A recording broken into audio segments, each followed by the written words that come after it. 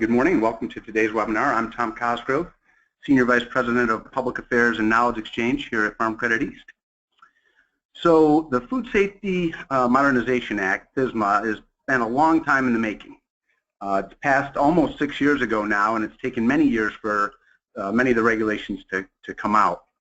One of the rules that's generated the most interest is the Produce Safety Rule, and that will be a focal point of today's presentation. And that rule was released just over a year ago. And in our efforts to understand this rule and what it means for producers, we've been fortunate to have the assistance of Dr. Wesley Kline, Associate Professor of Agriculture and Resource Management at Rutgers. Wes's research and extension work deals directly with on-farm issues related to food safety, and he works with growers and other industry professionals on these issues every day. And for that work, he's been recognized in New Jersey and nationally. Wes is originally from Houtsdale, Pennsylvania, and has degrees from Salem College and Cornell University. And Wes, before we begin, it strikes me that we've had a number of webinars on this topic the last several years. We had them before the rules came out when we tried to determine what we thought the rules were going to say. We had a webinar just about a year ago when the produce rule had just come out. So I'll be interested to hear what your understanding is of the produce rule now that it's been out for a year and that there's been opportunity for discussion and interpretation. So with that, Wes, I'm going to turn it over to you for the presentation. Thank you, Tom. And what we're going to do is go through what the final rule finally says, and there were obviously a lot of changes from what this proposed rule.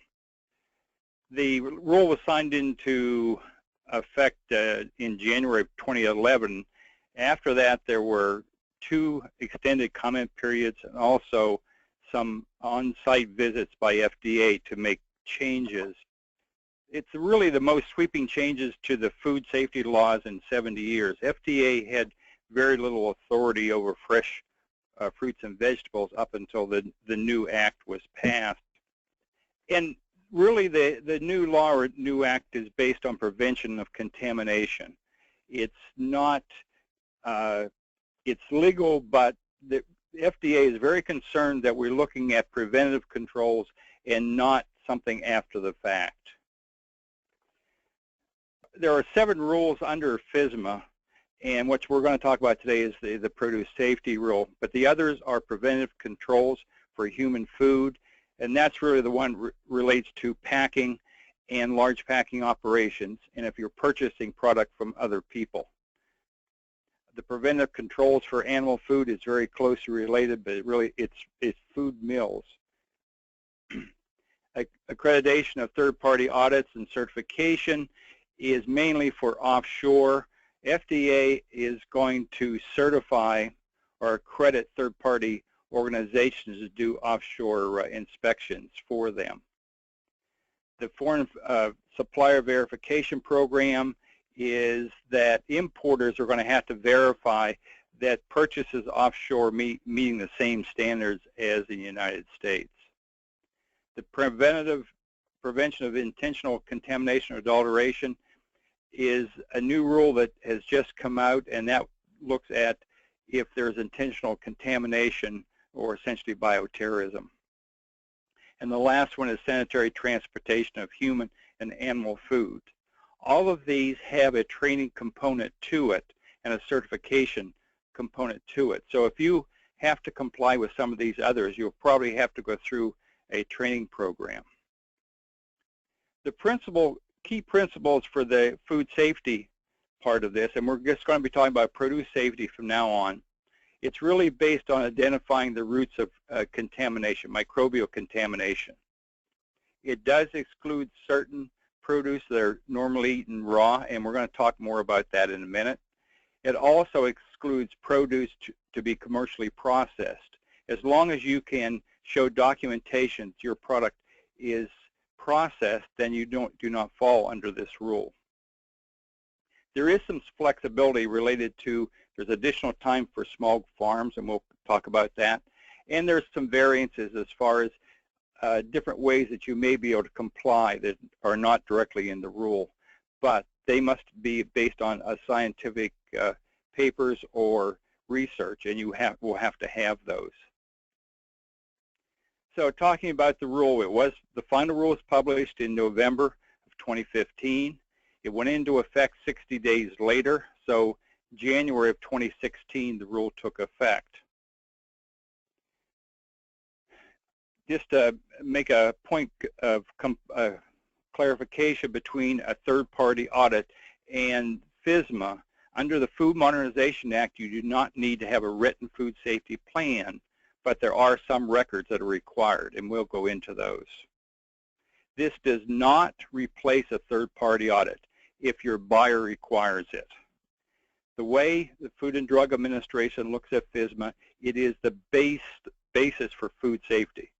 So all third-party audits are above what FSMA will require. So that's one thing that needs to be kept in mind with sales. If your buyer requires a third-party audit, then you'll have to have a third-party audit. The definition of farm is important for many growers, and this is the definition right out of the Act: an establishment under one management in one general physical location, but not necessarily contiguous, devoted to growing, harvesting, and raising animals. So you can have two farm operations that are not next to each other, but be under one management and still qualify as a primary farm. Also, you can use ethanol, for instance, for ripening fruit. You can do some trimming of produce and still fall under this definition, as long as there's no additional manufacturing, such as dehydrating or irradiation, which those would be considered manufacturing, and they would fall under the produce rule. The second part of the definition of a farm is a secondary activity farm, not located on the primary farm, but is devoted to harvesting, packing, or holding a product from the primary farms. And it's joint ownership of this secondary farm, such as a cooperative, such as an association or group of growers who owns a separate packing shed, but over 50% of their product goes through that packing shed. That's a very important definition for some growers. Also, farms of average annual value of produce sold during the previous 3 years is less than $25,000 is not covered by this rule. So you do not have to comply with this rule if you have sales of less than $25,000 average of produce. And that's a very important word, which we'll discuss in a minute. A very small farm of annual value of produce sold of $25,000 up to $250,000 during the previous 3 years. A small farm is $250,000 up to $500,000 for the previous 3 years. And a large farm is over $500,000. You notice all of these say produce. That's key for the next slide, which is related to the exemption. There are several crops that are not covered by this rule. And you can see the list there. This is written right in the rule. Some of these you may think that, well, they are eaten raw, such as beet leaves or figs. But FDA considers these normally not eaten raw. Food grains are not included. Produce consumed on your farm is not included. And as I said before, processed product, as long as you can show this processed commercially, is not included. Covered produce, again, is raw agricultural commodity. That is the only thing that's covered under this rule.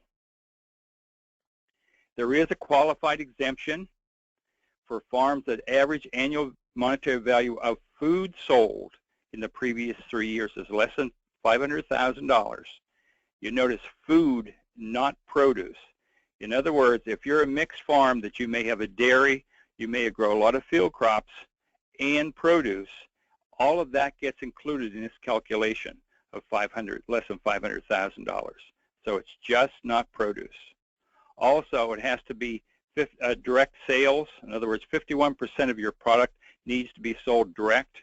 This can be to a restaurant. It can be to a supermarket, as long as it's sold within 275 miles of where it's grown. Even if you're shipping to a supermarket, if you go through a buyer, that is wholesale. If you deliver and sell directly to that supermarket, then that is retail by definition to meet this qualification. There are some requirements. You need to keep records starting in January of 2016 to show that you meet the criteria for less than $500,000. You also, starting in January of 2020, you need to have your name and address, for instance, on the box, or on, if it's a clamshell, for instance. Or if it's a roadside stand, a CSA, then you need to have a sign showing your name and business address. That's the requirement for notification. There are several standards under the produce rule: domestic and wild animals, equipment, buildings, sanitation, worker health and hygiene, agricultural water, which we'll spend time on because that's very important, growing, harvesting, and packing, holding, biological soil amendments of animal origin. Again, we'll spend a little more time on that. And there are specific requirements for sprouts. I will not discuss sprouts because that is a completely separate part of the rule, that there are the standards are different, and I will not be discussing sprouts.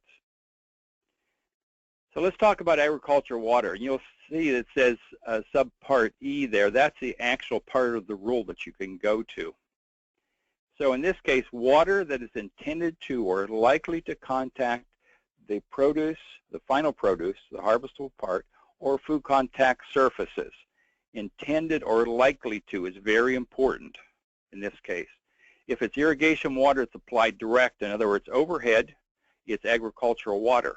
If it's applied through the drip and it does not touch the harvestable product, it is not considered agricultural water. Water used in pesticide applications, obviously most of that is overhead, and that is considered. Sprouts, any washing or cooling, making ice, or anything you're doing for dehydration would be considered agricultural water. Water must be microbially safe to be used when it's agricultural water. You need to inspect your water system at the beginning of the season and at least annually for maintenance purposes. If the water is not safe, and you find that by testing, you need to change your water source, re-inspect it, test the water, or treat the water. And this needs to be done as soon as practical after you find out your water is not the right quality. But in this case, you have a year. And we're talking about water that's used for irrigation or pre-harvest purposes. And there will be differences when we get into the harvestable part. You also can have alternatives or permitted if you can show that they meet the same health protections as what FDA is proposing. The water quality criteria for direct contact, again, this is directly on the crop. All water must have less than 126 CFUs of generic E. coli per 100 mils of water to calculate a geometric mean, and we'll talk some more about that in a minute. And it must have less than 410 CFUs, which is colony-forming units of generic E. coli per 100 mils to develop a statistical threshold value. Those two values, some water testing companies are calculating them for you, and also you can go to the web address listed here for the Western Center for Food Safety, and they have a calculator on there which will do it for you. But you have to calculate these two values. And we'll get into a minute about how many samples you need to take. There's also another alternative. If the water contacts the harvestable portion of the crop, risk may be reduced by maximizing the time between application and harvest. In the rule, there is a die-off rate of 0.5 log per day between the last irrigation and up to 4 days before harvest. This will be important for anyone who's especially using surface water and they may have a problem meeting the criteria or the thresholds. Let me show you an example. Say you have a water sample that has 1,000 CFUs per 100 mils of water. If you use this 0.5 log reduction, it will be 330 after 1 day, and after 2 days you're down to 106 CF used per 100 mils of water, which means you're below the threshold value. So this 0.5 log reduction is very important for some growers. There are also other options for the die-off. Is from harvest to end of storage. Say you're doing potatoes or some other crop that would be included, although potatoes are exempt in this case. And also removal rate from commercial washing until consumption. And you must keep records of when it was done, how long it is, to be able to show that reduction. However, in these two cases, FDA does not say what the die-off rate is. You will have to have data to show that these die-off rates are actually will work for you. In the first case, the die-off rate was established. These two cases, it was not. So what are we testing for? We're testing for generic E. coli. It's a likely indicator of fecal contamination. It does not tell you that there is human pathogens present, but it does give you an indication of fecal material. And the reason you do not use total coliform is that there's lots of coliform around on all surfaces and will give you a false reading. So you're looking for generic E. coli. Also, one thing that's written right in the rule is the testing method that must be used. You'll notice at the bottom of the slide it says testing method EPA 1603. That, at this point, is the only recognized method that a lab can use. You can have alternatives if the lab can show that it is equivalent to 1603. So growers need to be checking with their lab to see what methods they're using. In some states, there actually are no labs that do 1603. So you do need to check with your lab. As far as evaluating your water source, the only way to know what the quality is really for testing. And testing can help you understand the quality, establish a baseline and how to plan for the future, and determine really if you need to have corrective actions. Now, depending on what state you're in, you may be able to pull the sample yourself and send it to a lab. Some states, the water testing company has to pull them for you. One very serious thing related to the EPA 1603 method is that samples must be in the lab within 6 hours, which is an issue in some states. So that's why it's important to check with your water testing lab. As far as pre-harvest water, when it's not required to test, if you're using municipal water source, as long as you can get a copy of their results and a compliance certificate, then you do not need to test your water, as long as you're using it direct and you're not storing it. If you're going to treat the water, there's one issue that FDA has determined that presently there are no EPA-approved chemicals for treating contaminated water to irrigate crop. There are sterilizers registered. There are also antimicrobial products for treating irrigation systems such as ponds for bacteria and algae. These products normally will do a good job of also cleaning up your irrigation water, but you do need to check the labels. You do need to establish a baseline for untreated water. This is surface water now. It's a microbial water quality profile to help you identify if there are any issues. For surface water, you have to require to pull a minimum of 20 samples collected as close to harvest as practical over 2 to 4 years to establish your geometric mean and your statistical threshold value. So that means if you have multiple surface water sources you're using, you need to pull a lot of samples. You can share data among farms, and a third party can pull the samples for you. Sharing data would be, for instance, if you're using the same lake or the same pond, you can share the number of samples. This just gives you a schematic of what happens when you pull your 20 samples over 2 to 4 years. Then annually afterwards, you need to pull 5 samples a year. You drop the 5 oldest and add the 5 newest to be able to do your calculation. If you are within the values, then you just continually pull those 5 samples. If not, then you need to go back and pull 20 samples again and start over. The other options are, again, that die-off period, re-inspecting your system, or treating the water. If you treat the water, you don't need to go back and pull more samples. If the baseline is higher than proposed standards, you need to obviously take action, inspect to see if it's a wildlife issue, if it's a runoff issue, maybe bad connections in your system. You can treat the water source, as I said. You can use the die-off thing, and you have 1 year to do this, which makes it much better than it is for post-harvest. This just gives you an example of samples were pulled in 2 years, and you'll notice there's a high sample there, 750. That is very normal, especially late summer. You get warmer water. If it's surface, you may have more wildlife activity. You're bound to get some high samples, but that doesn't necessarily affect your geometric mean or your statistical threshold value.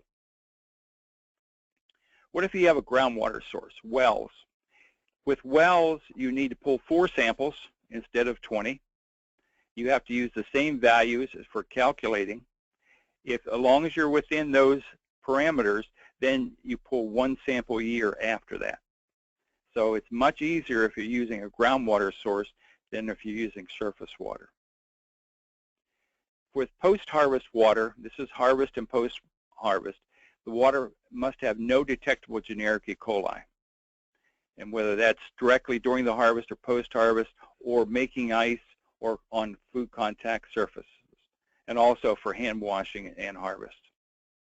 And if the water is not safe, then you need to stop using it immediately. That's the difference between pre and post. You also have to have a change schedule if you're using recirculated water. You determine what that schedule is. You need to monitor for essentially cloudiness of the water, how much organic matter is in it, and that's visually. And there's simple ways to do that. There is no requirement to treat recirculated water, as there is with some third-party audits. You do need to monitor the temperature of the water depending on what the crop is. For instance, tomatoes, because if the water is too cold, then you can pull water into the fruit itself. Let's talk a little bit about biological soil amendments of animal origin. If it's not animal origin, it does not. If you're using just grass clippings or a compost from grass clippings or organic sources other than animal origin, then it does not fall into this rule. If you do compost, or if you're using manure, then you have to have standards for handling, conveying, and storing the product. You need to have down when you applied the product, how much you applied. If you're doing any methods as far as composting, you need to have those. And we're going to talk more about the composting in a minute. You can have alternatives. This is the second place where you can have alternatives. However, you need to have the scientific data to show that the methods you're using are equivalent to what FDA is requiring. Just give you, we know that manure direct application is the highest risk because of carrying pathogens. These listed here are not considered treated. Raw manure obviously is not. Aged or stacked manure, which some people think is compost, is considered untreated. Any slurry stores you're using, compost teas with raw manure, and anything that's mixed with raw manure and table waste are considered untreated. Vermicompost is considered treated. As far as composting, it's a controlled biological activity to decompose the organic matter and reduce pathogens. You do need to know what the temperature is, and that's the primary die-off way that pathogens are reduced. And there's approved methods for composting, and if FDA has put in right in the rule the ones that they accept. Again, if you have a different method that can meet the same standards, then that's acceptable, as long as you can show it scientifically. and you do need to monitor, and record keeping is important. Now, these are the methods that are recognized by FDA. The first one is the static composting, where you're putting air through the pile, reaching a minimum of 131 degrees for 3 days, followed by curing. In other words, the cool down period. The turn composting, which again has to reach 131 degrees for 5 days, and a minimum of 5 turnings, then followed by curing. Those turnings are taking the place of injecting air through the system. So those are the two methods that are recognized by FDA. As far as direct application of raw manure, FDA still has not come up with their standards. There's a lot of discrepancy or variance in the data and in research. So what they're doing right now is they will continue to encourage growers to use the National Organic Standards, where it's 90 days with raw manure if it does not contact the finished product, or 120 days if it could contact the edible product. So that's what's being used right now. As far as something that is composted and you can show the data, it's 0 days to harvest. Compost teas is an area that there are some issues. If it's of animal origin, it must be using water that has no detectable generic E. coli. The compost used must be finished stabilized compost. Then it can be used 0 days to harvest. However, if an additive is put in that tea, such as molasses or sea kelp, then it's considered untreated, and it's the same as raw manure. And if you're using just vegetative material that's not animal origin, then it does not fall into this subpart, so you don't have to worry about it. But the additive is where there's an issue with compost teas. The record keeping, again, if you're doing your own composting, you need to record temperatures, that how long it's been in the piles, the cool down period, the temperatures, the cool down period. Those must be maintained. If you're purchasing it from another source, then you need a certificate of analysis and what they're doing for microbial testing. If they cannot provide that, then it's considered raw manure. As far as storing your compost and raw manure, it's very common sense. Minimize the runoff, the leaching. Cover the pile, you may need to in some cases, building a berm around it so you don't get runoff going into fields, and not contaminating a raw manure onto a compost pile that's finished because of cross-contamination. When we talk about workers, we're really talking about food handlers. This is something that we all need to understand, is that that person harvesting that strawberry may be the last person to touch that piece of fruit until it's consumed. So everyone is really a food handler that is touching a raw product. And we know that humans carry Shigella, hepatitis A, norovirus, a whole bunch of other pathogens of potential. And it can be spread by anyone handling that fruit. It's really a fecal-oral route. And this happens quite often, or can happen quite often. So training on hand washing and reporting injuries is very, very important. Employee training must happen yearly and upon employment, and this means everyone, workers, even if it's in the office, seasonal workers, people who come to volunteer. You may have community-supported agriculture where part of the share is helping. They need to be trained. Contracted personnel, family members must be trained. And it must be trained in a language and in a way that's easily understood by everyone. And this is right in the rule, what must be included in the training? Well, how to properly use toilets and wash hands, the importance of personal cleanliness, what happens if you're injured or ill, how to implement the practices to reduce the risk of food while working, and like inspecting containers, for instance, or inspecting equipment, and how to report this to managers and supervisors, which is one of the big issues that we need to work on, encouraging our workers to report if they think there's a food safety risk. By now, I hope everyone knows how to wash hands properly, but it's that 20-second rule. Putting the soap water on, lather them, wash your hands 20 seconds, making sure that includes under watches or around watches, take watches off, for instance, rinsing your hands, drying them with paper towels, or the rule allows for hand dryers, and then putting that paper towel in a garbage receptacle. And remember, antibacterial soaps or antibacterial materials do not replace soaps. You must wash your hands with soap and water. Then if you want to use some type of antibacterial, that's fine, but it does not replace soap and water, including when you use gloves. You must wash your hands first. A few other issues.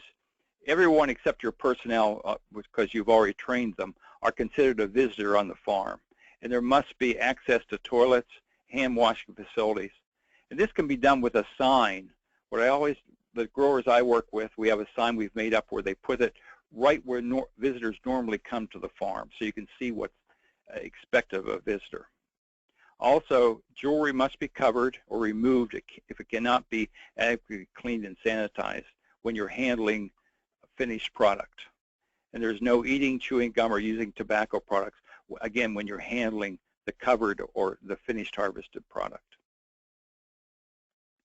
This is what you must provide for workers: toilet paper, the toilets, the soap, clean water, paper towels, garbage cans, first aid kits, and a break area.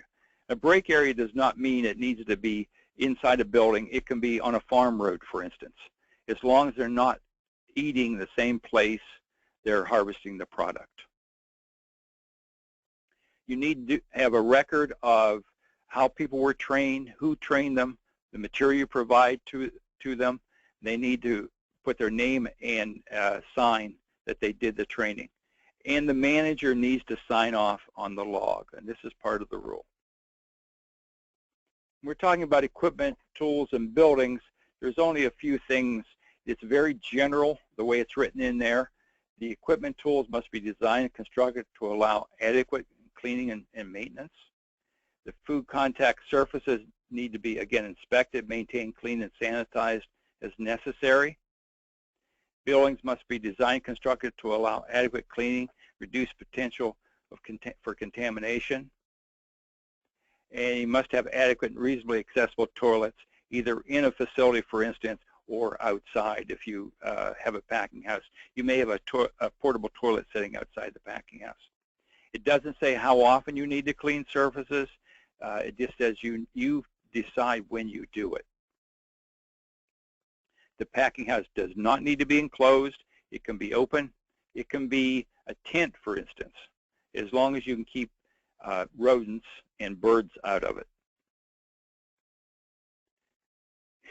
You need to keep things clean during post-harvest handling to reduce the possibility of contamination. These are just some areas to think about: the containers, your equipment, hands and clothing, the water, the buildings, and the transportation vehicle. So these are just things to think about, that where that final product comes in contact with. As far as domestic and wild animals, FDA is looking for fecal material, not necessarily tracks of animals. So that's the way you need to look at it. It's the fecal material you may have in your field.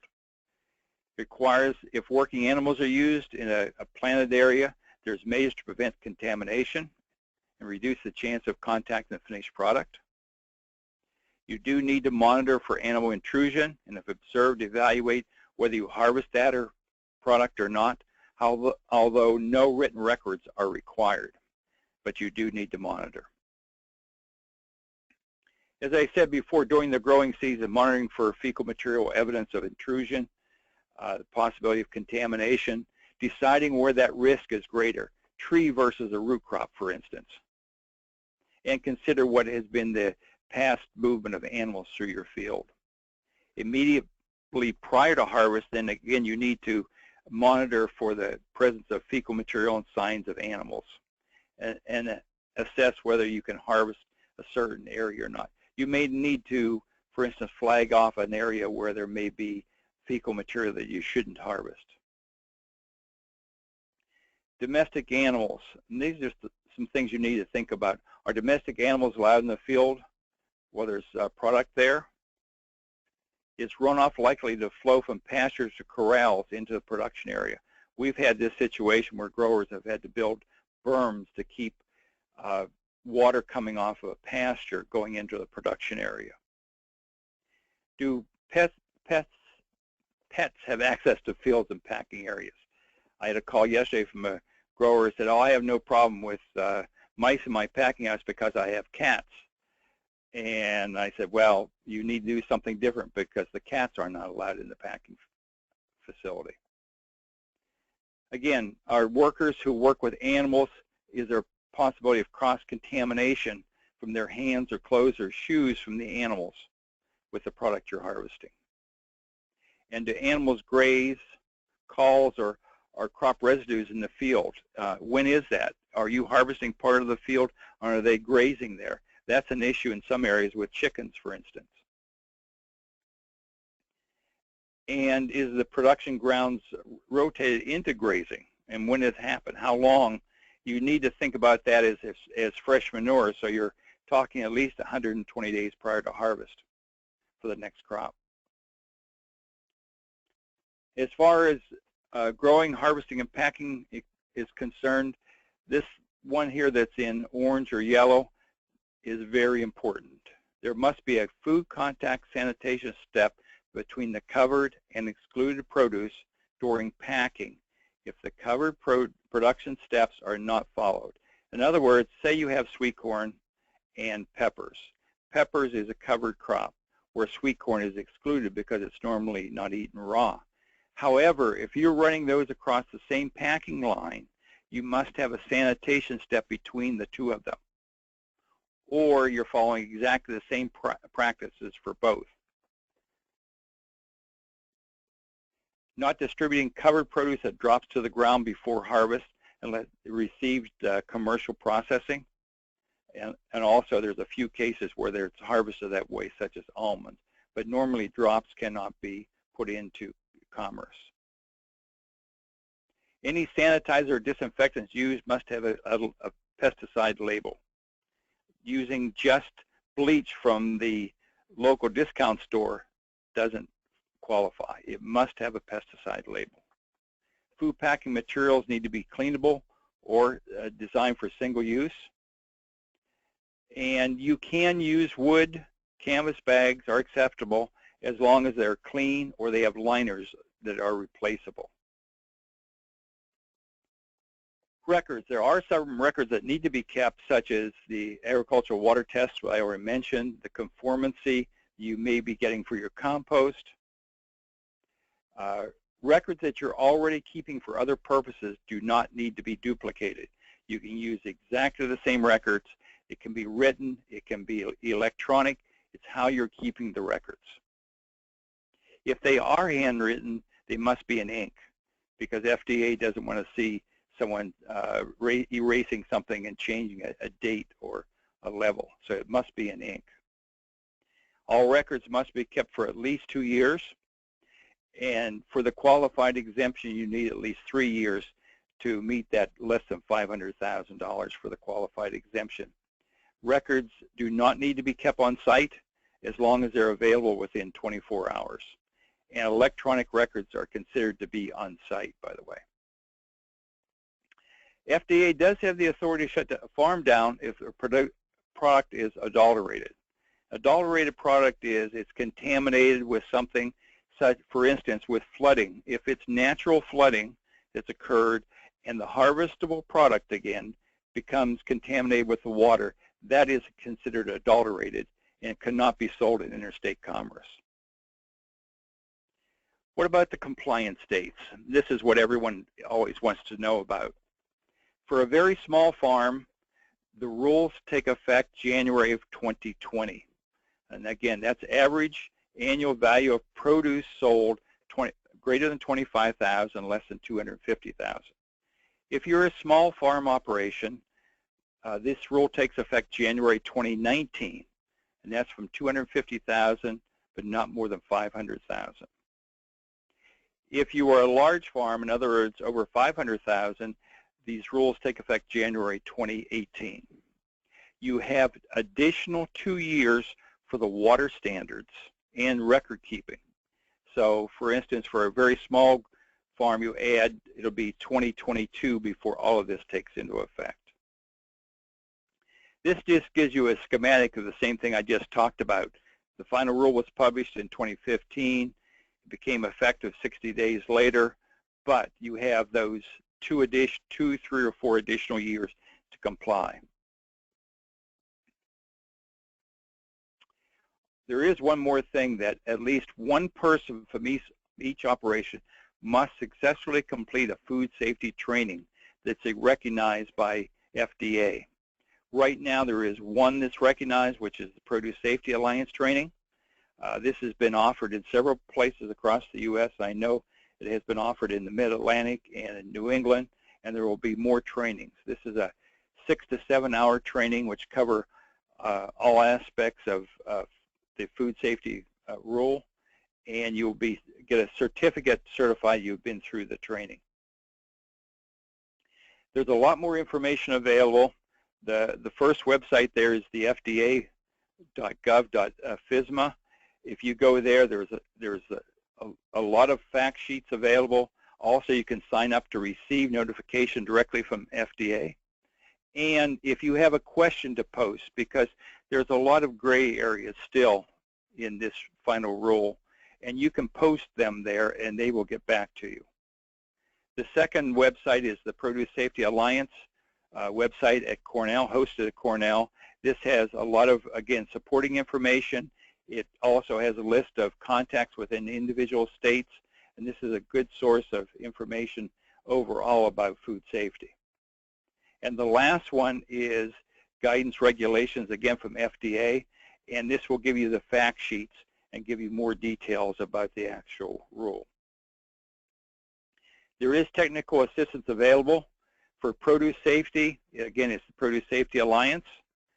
If you need to think about the preventative controls, the Illinois Institute of Technology also hosts a website related to preventive controls, and they do training on the preventative controls. For sprouts, again, it's the same institute, Illinois Institute of Technology has one for sprouts, and you can go there and find more about sprouts and what you need to do. FDA will be coming out with guidance documents. However, we do not know when they will be available. The guidance documents is really the interpretation of the final rule. What we're providing you is the best information we have, the best we know right now. But those guidance documents will be the basis for future enforcement. So when they come out, it's important that you get those guidance documents. But we do not know at this time when they will be available. So are there any questions? Okay, Wes, thanks so much. Yeah, we've had a few questions come in. The first question relates to gaps, and the person asking the question asked specifically about how it related to FSMA in terms of the composting requirements. But I'd be interested in a broader comment in terms of you know, if folks are GAP certified, you know, where does that leave them relative to compliance with the FSMA requirements? And as I said, someone asked specifically about that in relation to composting.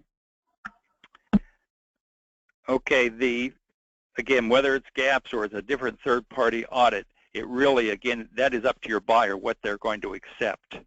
I'm sure in some cases the produce rule and you go through the training will be acceptable, but in other cases I know that buyers will require a third-party audit.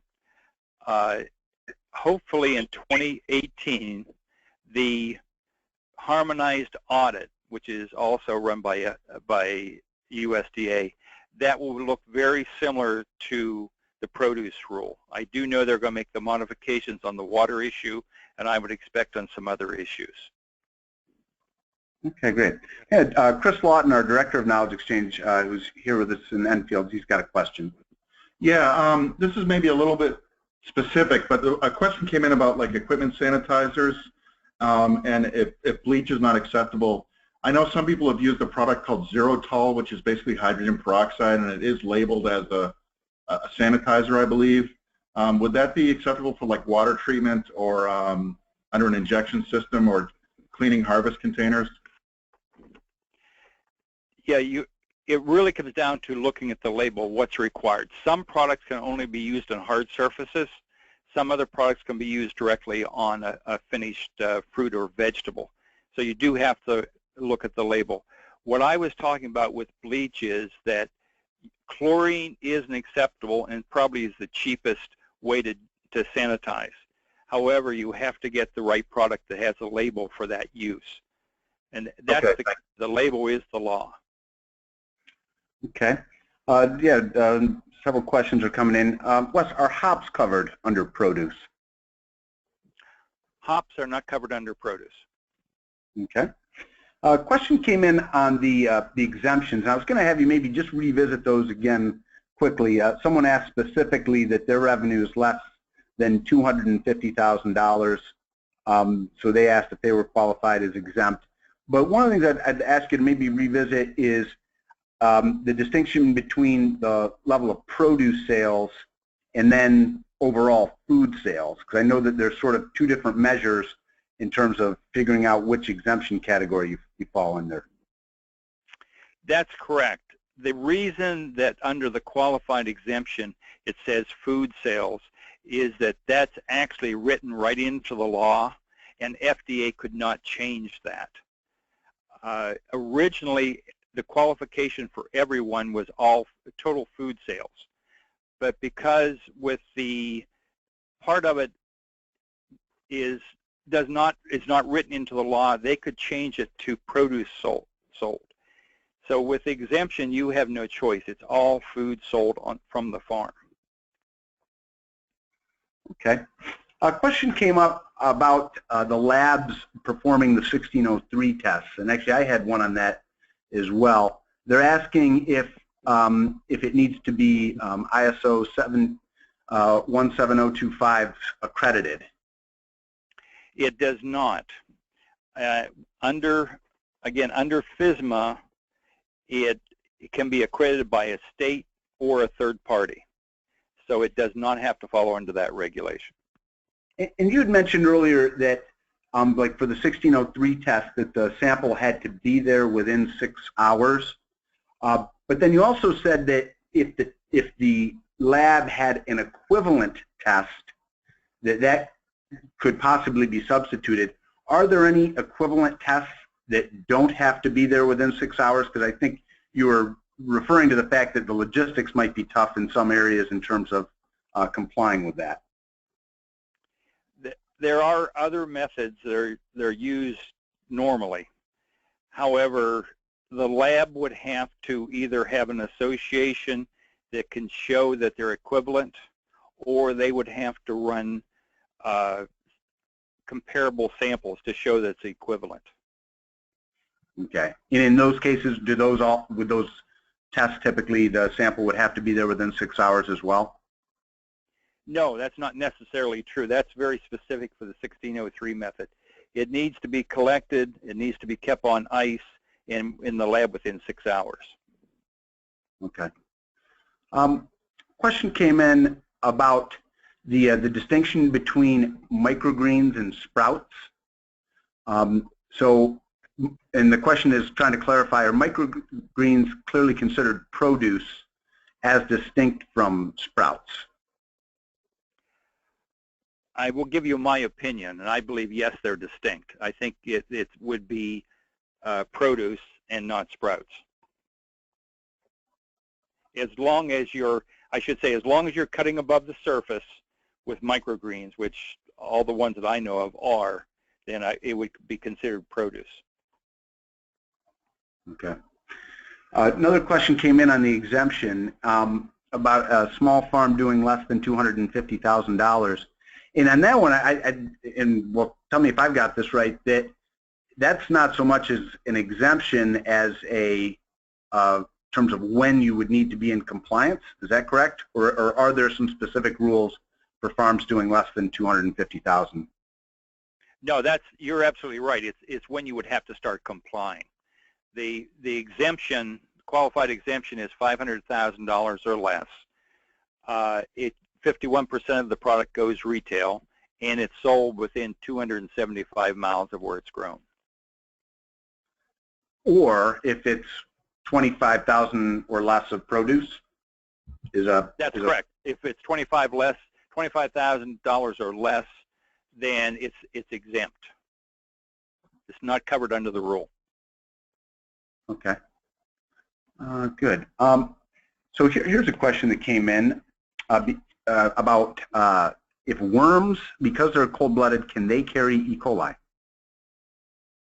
I have no idea. Okay. I really can't answer that question. Fair enough. Fair enough.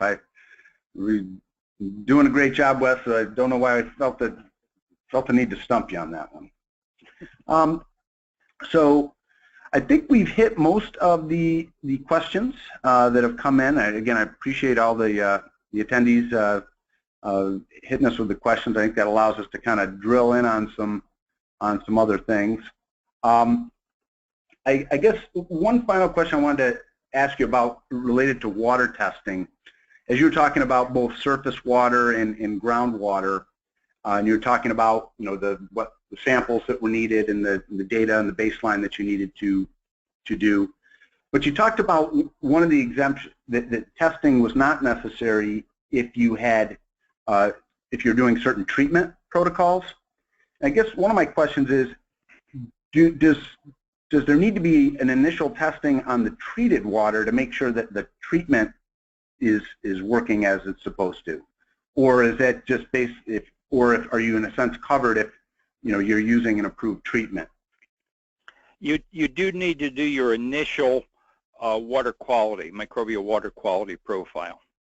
Then after that, you can do, if you can't meet those standards and you put a treatment system on that reduces or eliminates the potential pathogens, then you can just treat. But you have to be able to show that it is working. Yeah, go ahead. I think one other thing on the water, for instance, and we have this situation here, is that if you have, say, 2 low-yielding wells where you're pumping into a pond, a holding pond, or some type of even container, then it's no longer considered subsurface water. It's considered surface water, and you would have to pull those 20 samples. I think that's very important for people to understand. Okay, so even if in a sense it started as groundwater, when it goes into that holding container, pond, or that it sort of becomes surface water for purposes of the regulation. That's correct. Hey, another exemption question. For farms with more than $25,000 in sales, needing to have a sign with the farm name and address at any point on the sale location? I think this has to come with. Yeah, go ahead. If you have, for instance, if you're taking boxes to a restaurant, then you would have to have your name and address, contact information on there. If it's a roadside stand, if it's a tailgate market, then you can have a sign just with the same information on. And you don't have to have everything labeled with that on. Okay. And then are farms with less than $25,000 of sales, are they exempt from that requirement as well? They're completely exempt. All right, Wes. Well, I think we're about at the end of our hour. We appreciate your time and your expertise on this. We kind of feel like we've gone through this journey with you as these rules have developed, and obviously there's still more to come on that. So again, appreciate that. As you can see on the slide that's being shown right now, to see today's presentation materials or recording of the webinar, you can go to farmcrediteast.com/webinars or contact Chris Lawton. And Wes, appreciate the information today and the discussion. Thanks so much for joining.